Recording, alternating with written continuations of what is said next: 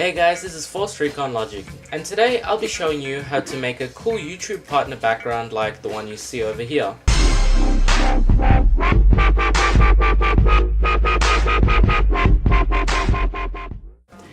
This is the one that I used to use on my channel, but now seeing as I don't use it anymore, I'm going to put it up for free giveaway. In the description I have a download link as to where you can get the PSD if you don't want to watch this tutorial, but if you want to know how to edit it, I'd suggest that you do watch this tutorial. And along with that, there is a mandatory download file where you get all the project files that I use in this tutorial. So let's get straight into it. First you'll open up the template, which will just look pretty blank like this. So let's get straight into it. You're going to want to hit Ctrl R to get the rulers on the side, then bring down a guideline just over the banner line and basically line it up like that.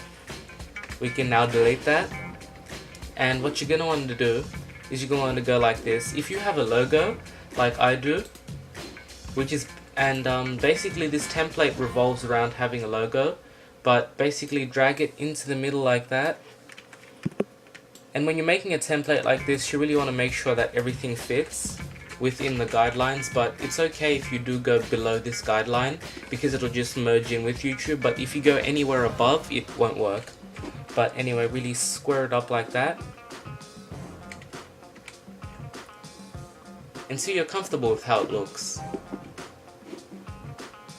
And then now you have to bring down another guideline there, and another guideline below that. This is basically how we make these outline shadows over there, where we'll have our social networking icons and links. So to make that, what you're going to want to do is you're going to want to create a rectangle. Make it as long or as short as you want, depending on how many links you're going to have. This is just a very basic one. Set the color to about a grayish tinge kinda, and bring the opacity down to around 52%. Blending options, stroke,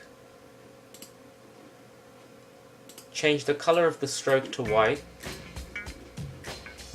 and basically bring down the size of the stroke to around 1. The opacity is good where it is right now. And then now, let's do the background now. So delete the stock background color that I included in there, and bring in this background over here. I got this one off of Google Images. You can of course change it to however you like it, but this one will also be available in the download file. Drag it over, and just basically lay it over the background like this. Ctrl T and enlarge it till basically you have something along these lines. You can of course fiddle with the opacity and everything, really get it the way that you like it looking. I think I like it best at 91 opacity. Just free those guidelines up a little bit. Okay. Now what we're going to want to do is we're going to want to take the rectangle, duplicate layer,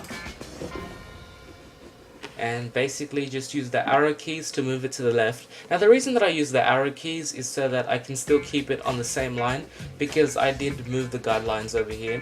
But you can also move it with your mouse if you're good with the mouse, but I'm not really that good with the mouse. So eventually it'll slide itself into place. And right now it doesn't look as good as it does over there, but what you should do right now is you're going to want to move the layer of the logo and put it above. That way it looks small, that way it blends in more. Now I did make a mistake here. What you're going to want to do is you're going to want to change the color of the rectangles to a darker grey than it was before. This way it blends in more with the overall thing. So just change them all to about the same blackish kind of grey, but don't make it too black or else it makes it kind of hard to see. But then again, that's what the stroke is for. And now that we've basically got that, guys, we're almost done. Now we're going to create the logos over here.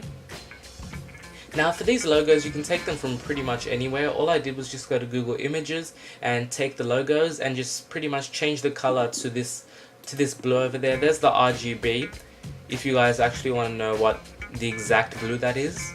But basically you take, for example, let's say a Facebook icon, put it into Photoshop, then delete the background if there is one, and then just change the color with the paint tool over here. But in the interest of time, I'll just use the logos that I already have, starting with the Twitter one. Just bring it over to about there. Take the Facebook logo. Oh, that's the wrong one. There we go, the Facebook logo. And guys, it really does help if you do name your layers correctly. That way, if you ever want to make any future changes to your background, you'll know exactly which layers are which. So in the interest of time, we'll just skip ahead. You can basically see what I'm doing is just taking the blue logos. Okay, so guys, here we are back, and I've got all the logos put in place right now. Now it's time for the text that you see over here. And yeah, guys, don't worry, I've got the font also included inside the pack. The font that I used here was, just let me have a look. I forgot what font I used, but I'm sure it's Walkway Expand. So that's the same one that we'll be using over here.